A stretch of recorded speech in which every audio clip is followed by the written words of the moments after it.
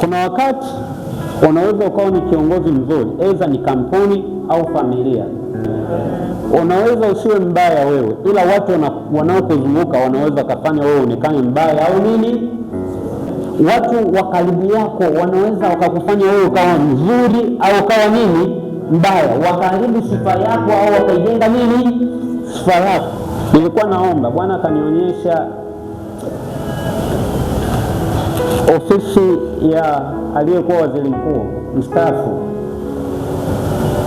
Ni kiongozi mwenye hekima ya hali ya juu, kwa sababu alikuwa na uwezo wa kutambua hii taarifa ni za uongo, hizi ni, lakini ilifikia hatua akaamua kae nini kimya, kwa sababu waliomuumiza, waliokuwa na mtinga ni watu wanaomzunguka, ila ni mtu ambaye alikuwa na hekima ya nini ya juu.